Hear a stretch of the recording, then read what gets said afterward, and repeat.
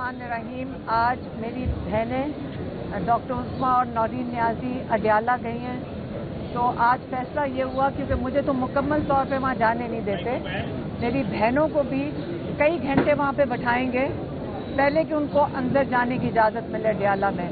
और आज बहुत अहम केस था। आपको पता है कि 8 महीने के बाद इमरान खान की जो 8-9 मई की बेने है उसके अंदर केस सुना जा रहा था। कल जब सलमान सफदर साहब ने दलाइल दिए वो इतने मजबूत थे और इनका केस इतना अहमकाना था हुकूमत का कि आज जब हुकूमत के नुमाइंदे खड़े हुए अपना केस प्रेजेंट करने के लिए तो वो इसलिए अजर्न हुआ है क्योंकि हुकूमत के लॉयर्स की तैयारी ही नहीं थी। जज साहब ने कहा कि 2 दिन के बाद परसों ये दोबारा सुना जाएगा ताकि हुकूमत के जो नुमाइंदे हैं वो बेहतर तैयारी करके लाएं। और अगर आप लॉयर्स तो बड़े सब्र का मुजाहरा करते हैं, अगर आप लॉयर ना हो और अगर आप केस सुन रहे हो तो आपका दिल करता है कि अंदर जब कोई झूठ बोल रहा हो या अहमकाना बातें कर रहा हो तो आपका भी दिल करता है अंदर कुछ अपना हिस्सा डाल दें। लेकिन क्योंकि अदालत के ये एक असूल है और उसका एक तरीकाकार है कि आपको बड़े सब्र से चुप करके बैठना पड़ता है। लेकिन अगर आज प्रोसिक्यूशन की जो वो दलाइल दे रहे थे अगर सुन लेते तो सिर्फ हंसी रोकना मुश्किल हो गई थी। जब वो इमरान खान का वो दलाइल दे रहे थे कि वो पुलिस वाला है, उसने इमरान खान की मीटिंग के अंदर जो बातें सुनी थी वो एक ही तरीका हो सकता था, वो सोफे के पीछे छुपा हुआ था।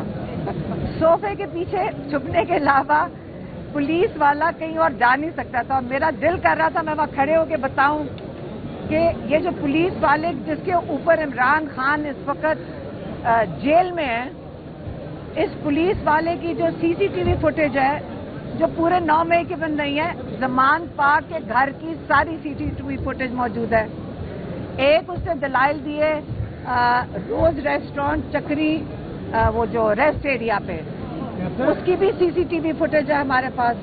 तो आप मुझे सिर्फ ये बता दें, अब जब हम अपनी सीसीटीवी फुटेज, ये केस चलेगा तो हम अपनी सीसीटीवी फुटेज हमारे लॉयर दिखा सकते हैं कि ये बंदे का नामो निशान नहीं था और ये सारा झूठ बोल रहा है। और अगर सरकारी आदमी अगर झूठ बोले, आपका काम है उसको आप जेल में डालें, क्योंकि उसकी झूठी दवाइयों के पीछे लोग जेलों के अंदर पड़े हुए हैं। और पाकिस्तान के जो इंसाफ का निज़ाम है, जब मैं केस सुनती हूँ तो मैं एक आपको बता दूं कि जब पाकिस्तान ने आज़ादी ली थी 77 साल पहले, आज़ादी तब मिलती अगर हमारा ये रूल ऑफ लॉ कानून आज़ाद होता।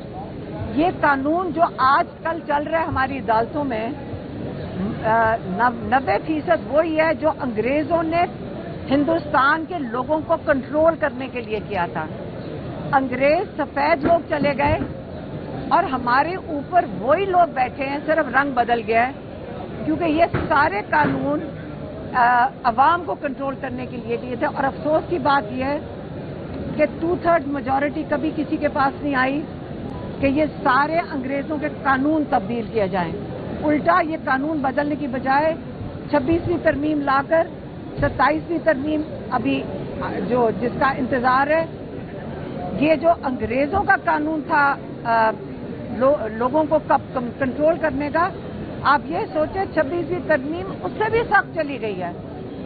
तो उल्टा आज़ादी लेने की बजाय अंग्रेजों के कानून से जो 70-80 साल से हम देख रहे हैं, उल्टा हम इनको 26वीं तरमीम लाकर और आगे 27वीं तरमीम लाकर मजीद इन अवाम को कंट्रोल करने के लिए लाए जा रहे हैं। मैं फिर से अपील करूंगी अपने वकला बरादरी से, आप हमारे लीडर्स हैं, कानून के तहफ़्फ़ुज़ के लीडर्स हैं, आपने अपने अच्छे जो कानून साथ जो इंसाफ देने वाले जज हैं आप उनको सपोर्ट करें।